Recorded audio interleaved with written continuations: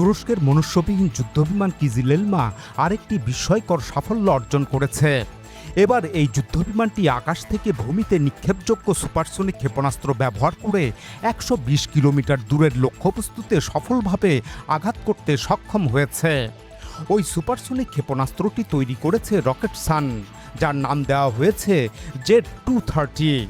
উল্লেখ্য, সুপারসনিক অর্থ হল শব্দের গতির চেয়েও বেশি গতি, অর্থাৎ ঘন্টায় প্রায় ১২২৫ কিলোমিটারের বেশি গতিতে উঠতে সক্ষম ক্ষেপণাস্ত্র বা বিমানকে সুপারসনিক বলা হয়।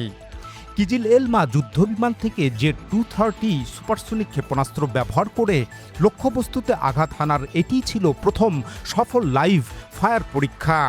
গত ১৩ জুলাই এক ঘোষণায় এই তথ্য জানিয়েছে যুদ্ধবিমানটির নির্মাতা প্রতিষ্ঠান বাইকারের ঘোষণায় বলা হয়, নতুন নতুন সক্ষমতা সংযোজনের ধারাবাহিকতায় এই সফল পরীক্ষাটি কিজিল এলমা প্রকল্পের উন্নয়নে আরেকটি গুরুত্বপূর্ণ মাইল ফলক। লাইভ ফায়ার পরীক্ষাটি তুরস্কের মেরিজেফন শহরে অবস্থিত পঞ্চম মেইন জেট বেস কমান্ডে অনুষ্ঠিত হয়। সিরিয়াল উৎপাদন সংস্করণের S2 টেইল নম্বরধারী কিজিল এলমা বিমানটি গত ৮ জুলাই পরীক্ষার প্রস্তুতির জন্য তেকিরতাক প্রদেশের চোরলুতে অবস্থিত বাইকারের Akinci flight training and test centre থেকে উড্ডয়ন করে প্রায় ৫৫০ কিলোমিটার দূরে মেরজিফন শহরে যায়। পরীক্ষামূলক কার্যক্রম শেষ হওয়ার পর ১১ জুলাই কিজিল এলমা তার দুই ডানার নিচে দুটি জেড-230 সুপারসনিক ক্ষেপণাস্ত্র নিয়ে উড্ডয়ন করে এবং সমুদ্রের ওপর নির্ধারিত লক্ষ্যবস্তুর দিকে অগ্রসর হয়। এরপর কিজিল এলমা ১২০ কিলোমিটারেরও বেশি দূরত্ব থেকে জেড-230 ক্ষেপণাস্ত্র নিক্ষেপ করে অত্যন্ত নিখুঁতভাবে লক্ষ্যবস্তুতে আঘাত হানে। বাইকার জানায়, এই সফল পরীক্ষা প্রমাণ করেছে যে কিজিল এলমা আকাশ থেকে ভূমিতে নিক্ষেপযোগ্য সুপারসনিক ক্ষেপণাস্ত্র ব্যবহার করে গুরুত্বপূর্ণ কৌশলগত লক্ষ্যবস্তুতে নিরাপদ দূরত্ব থেকে আঘাত হানতে সক্ষম। এই পরীক্ষা তদারকি করেন বাইকারের চেয়ারম্যান ও প্রধান প্রযুক্তি কর্মকর্তা সেলজুক বাইরাক্তার। পরীক্ষা সফল হওয়ার পর তিনি সংশ্লিষ্ট সবাইকে অভিনন্দন জানিয়ে বলেন, আরেকটি গুরুত্বপূর্ণ মাইল ফলক অর্জিত হয়েছে। বন্ধুদের সবাইকে আন্তরিক অভিনন্দন। বাইকার আরও জানায়, সাম্প্রতিক মাসগুলোতে কিজিল এলমাতে দেশীয়ভাবে তৈরি বিভিন্ন ক্ষেপণাস্ত্র এবং লেজার গাইডেড স্মার্ট বোমা সংযোজনের কাজ দ্রুত এগিয়েছে। এর আগে কিজিল এলমা বিমানটি আকাশ থেকে আকাশে নিক্ষেপযোগ্য গোগদোগান ক্ষেপণাস্ত্র এবং টলুন টিবার্ট-82 কেজিকে এবং LGK-82-র মতো দেশীয় তৈরি বিভিন্ন লেজার গাইডেড স্মার্ট বোমা নিক্ষেপের সফল পরীক্ষা সম্পন্ন করে। এবার জেড-230 যুক্ত হওয়ায় কিজিল এলমা আরও বিস্তৃত পরিসরে নিরাপদ দূরত্ব থেকে শত্রুর লক্ষ্যবস্তুতে আঘাত হানতে পারবে। ২০২৫ সালের ডিসেম্বরে কিজিল এলমা আরেকটি গুরুত্বপূর্ণ সাফল্য অর্জন করে। ওই পরীক্ষায় বাইকারের তৈরি বিশেষ সফটওয়্যারের সাহায্যে দুটি কিজিল এলমা প্রোটোটাইপ যুদ্ধবিমান কোনো মানব নিয়ন্ত্রণ ছাড়াই পাশাপাশি একই গতি ও একই দূরত্ব বজায় রেখে স্বয়ংক্রিয়ভাবে ওড়ে। ইতিহাসে এই প্রথম দুটি মনুষ্যবিহীন যুদ্ধবিমান এমন স্বয়ংক্রিয়ভাবে একসঙ্গে ফরমেশন ফ্লাইট সম্পন্ন করতে সক্ষম হয়। এরও আগে ২০২৫ সালের নভেম্বরে কিজিল এলমা বিশ্বের প্রথম মনুষ্যবিহীন যুদ্ধবিমান হিসাবে বিয়ন্ড ভিজুয়াল রেঞ্জ তথা দৃষ্টিসীমার বাইরে থেকে আকাশে নিক্ষেপযোগ্য ক্ষেপণাস্ত্র ব্যবহার করে আকাশেই একটি লক্ষ্যবস্তু ধ্বংস করে। তুরস্কের সিনপ উপকূলে পরিচালিত সেই পরীক্ষায় আসেলসানের তৈরি মুরাদ রাডার লক্ষ্যবস্তুটি শনাক্ত করে। মুরাদ রাডার মূলত অ্যাক্টিভ ইলেকট্রনিক্যালি স্ক্যান্ড অ্যারে বা AESA শ্রেণীর একটি অত্যাধুনিক রাডার ব্যবস্থা। এটি একই সময়ে একাধিক লক্ষ্যবস্তু শনাক্ত ও অনুসরণ করতে সক্ষম। ওই পরীক্ষায় মুরাদ রাডার দিয়ে লক্ষ্যবস্তু শনাক্ত করার পর কিজিল এলমা যুদ্ধ বিমানটি TU বিটাক-সেইজের তৈরি গোগদোগান ক্ষেপণাস্ত্র ব্যবহার করে সফলভাবে লক্ষ্যবস্তুতে আঘাত হানে। উল্লেখ্য, গোগদোগান হল আকাশ থেকে আকাশে নিক্ষেপযোগ্য বিয়ন্ড ভিজুয়াল রেঞ্জ অর্থাৎ দৃষ্টিসীমার বাইরে থেকে নিক্ষেপযোগ্য একটি ক্ষেপণাস্ত্র। এটিও তুরস্ক নিজস্ব প্রযুক্তিতে তৈরি করেছে। এদিকে প্রতিরক্ষা বিষয়ক কয়েকটি তুর্কি জার্নাল ও গণমাধ্যম কিজিল এলমাতে জেট 230 ক্ষেপণাস্ত্র সংযোজনকে যুদ্ধ বিমানটির নতুন সক্ষমতার গুরুত্বপূর্ণ অর্জন হিসাবে বর্ণনা করছে। তাদের মতে এই পরীক্ষার মাধ্যমে কিজিল এলমা প্রথমবারের মতো দূরপাল্লা থেকে নিরাপদে আঘাত হানতে সক্ষম একটি অস্ত্র পেয়েছে। পরীক্ষায় বিমানটি 120 কিলোমিটার দূরে অবস্থানরত একটি নৌ লক্ষ্যবস্তুতে সফলভাবে আঘাত হানে। জেট 230 ক্ষেপণাস্ত্রটি মূলত আকিঞ্জি সশস্ত্র ড্রোনে ব্যবহৃত UAV 230 ক্ষেপণাস্ত্রের উন্নত সংস্করণ। জেট 230 এর প্রকৃত পাল্লা হল 200 কিলোমিটারেরও বেশি। পরীক্ষায় অধিক গতিতে এবং অনেক বেশি উচ্চতা থেকে নিক্ষেপের কারণে এর পাল্লা বেড়েছে। আকেনজি ড্রোন থেকে নিক্ষেপ করা UAV 230 ক্ষেপণাস্ত্রের সর্বোচ্চ পাল্লা প্রায় 150 কিলোমিটার।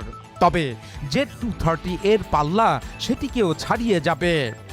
জেট 230 নামকরণ থেকে ধারণা করা হচ্ছে ভবিষ্যতে এই ক্ষেপণাস্ত্র শুধু মনুষ্যবিহীন যুদ্ধ বিমানেই নয়, F-16 এর মতো মানবচালিত যুদ্ধ বিমানেও ব্যবহার করা যেতে পারে।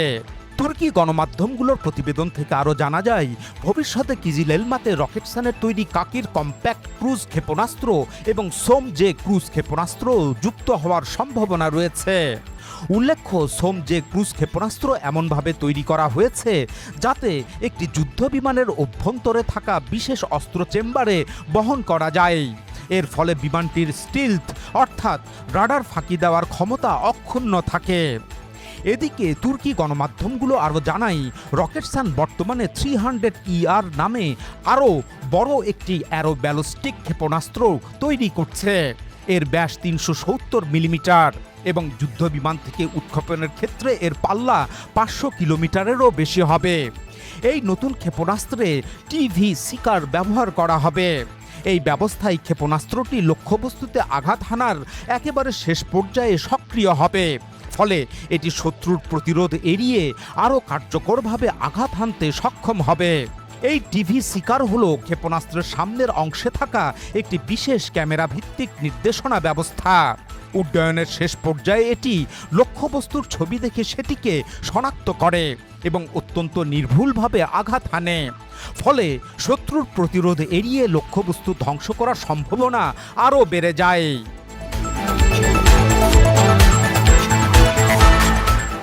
তুরস্কের শীর্ষ ড্রোন নির্মাতা প্রতিষ্ঠান বাইকার 2022 সালে প্রথম কিজিল এলমা জনসম্মুখে উন্মোচন করে এবং ওই বছরের 14 ডিসেম্বর এর প্রথম সফল উড্ডয়ন সম্পন্ন করে। এরপর থেকেই মনুষ্যবিহীন এই তুর্কি যুদ্ধবিমানটি একের পর এক পরীক্ষায় সফলতা দেখিয়ে আসছে। সম্প্রতি বাইকারের চেয়ারম্যান সেলজুক বাইরাক্তার বলেন, আগামী 30 বছরের মধ্যে কিজিল এলবার মতো মনুষ্যবিহীন যুদ্ধবিমানই মানবচালিত যুদ্ধবিমানের স্থান দখল করবে। গত 2 জুন ন্যাটো পার্লামেন্টারি অ্যাসেম্বলির নেতাদের বাইরাক্তার ন্যাশনাল টেকনোলজি সেন্টার পরিদর্শনের সময় তিনি এ মন্তব্য করেন। তিনি বলেন, সম্ভবত আগামী 30 বছরের মধ্যে বিশ্বের প্রায় 15,000 মানবচালিত যুদ্ধবিমান ধীরে ধীরে মনুষ্যবিহীন যুদ্ধবিমান দ্বারা প্রতিস্থাপিত হবে। এটি সামরিক বিমান ব্যবহারের ইতিহাসে একটি বড় বিপ্লব হবে। এই মনুষ্যবিহীন নতুন ধরনের যুদ্ধবিমানগুলো নিছক যুদ্ধবিমান নয়, এগুলো সম্পূর্ণ ভিন্ন ধরনের যুদ্ধযন্ত্র। সেলজুক বাইরাক্তার বলেন, কিজিল এলমাতে প্রচলিত মানবচালিত যুদ্ধবিমানের মতো প্রজন্মভিত্তিক শ্রেণীতে ফেলা ঠিক হবে না। একে সপ্তম প্রজন্মের যুদ্ধবিমানও বলা যাবে না, কারণ মনুষ্যবিহীন যুদ্ধবিমানের কোনো প্রজন্ম নেই। এগুলো সম্পূর্ণ ভিন্ন ধরনের এক অস্তিত্ব। যুক্তরাষ্ট্রের ষষ্ঠ প্রজন্মের মানবচালিত যুদ্ধবিমানের গবেষণা ও উন্নয়নের প্রসঙ্গ টেনে তিনি বলেন, ওগুলো মানবচালিত প্ল্যাটফর্ম, কিন্তু কিজিল এলমা একটি মনুষ্যবিহীন প্ল্যাটফর্ম। এর কোনো প্রজন্ম নেই, এটি একটি রোবট, এটি এক ধরনের দানব। এটি অত্যন্ত বিপজ্জনক কিন্তু একই সঙ্গে অনেক সস্তা। কিজিল এলমার সম্ভাবনা ব্যাখ্যা করতে গিয়ে বাইরাক্তার রাশিয়ার সাবেক বিশ্ব দাবা চ্যাম্পিয়ন গ্যারি ক্যাসপারভের উদাহরণ দেন। তিনি বলেন, ক্যাসপারভ ছিলেন বিশ্বের সেরা দাবাড়ু। হয়তো তিনি ওই পর্যায়ে পৌঁছাতে 40 বছর পরিশ্রম করেছেন, কিন্তু এক সময় একটি কম্পিউটার তাকে হারিয়ে দেয়। তখন সেই কম্পিউটারের আকার ছিল একটি ফ্রিজের মতো। এরপর এমন পরিস্থিতি এসেছে যে আজ আমার ক্ষুদ্র মোবাইল ফোনও ক্যাসপারভকে হারাতে পারে। এই অবস্থায় মানুষ বনাম যন্ত্রের সেই প্রতিযোগিতার আর কোনো অর্থ থাকে না। তিনি বলেন, এখানে কিজিল এলমার ভেতরে কোনো মানুষ নেই। একটি মানব চালিত যুদ্ধবিমান যা করতে পারে তার সবই কিজিল এলমা করতে পারে, বরং আরও বেশি করতে পারে, কারণ এখানে মানুষের সীমাবদ্ধতা নেই। একই সঙ্গে এর খরচও অনেক কম। সেলজুক বাইরাক্তার আরও বলেন, মনুষ্যবিহীন যুদ্ধবিমানের অন্যতম বড় সুবিধা হলো পাইলট প্রশিক্ষণের প্রয়োজন হয় না। তিনি যুক্তি দেন যে আপনার কাছে 10টি যুদ্ধবিমান থাকলে পুরো জীবনচক্রে এর মধ্যে 9টি পাইলটদের প্রশিক্ষণের কাজে ব্যবহৃত হয়, ফলে যুদ্ধের জন্য হাতে থাকে মাত্র একটি বিমান। কিন্তু মনুষ্যবিহীন যুদ্ধবিমানের ক্ষেত্রে এই সমস্যা নেই, কারণ কম্পিউটারকে প্রশিক্ষণ দিতে হয় না।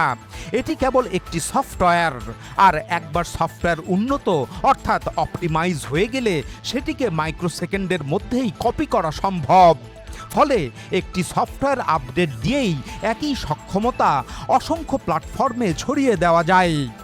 বাইরাক্তার আরও বলেন, একজন যুদ্ধবিমান পাইলট তৈরি করতে প্রায় 10 বছর সময় লাগে।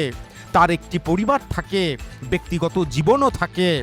আসলে যুদ্ধবিমানের সবচেয়ে ব্যয়বহুল অংশটি হলো মানুষ নিজেই।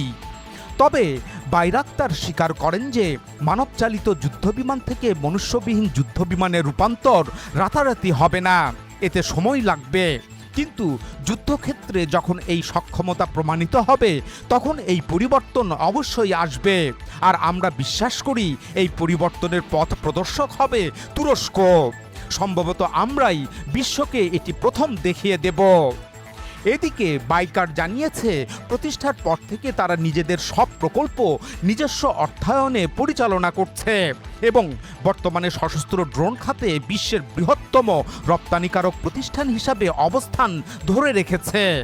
2025 সালে প্রতিষ্ঠানটির রপ্তানির পরিমাণ ছিল $2 বিলিয়ন বেশি, যা তাদের মোট আয়ের 90%।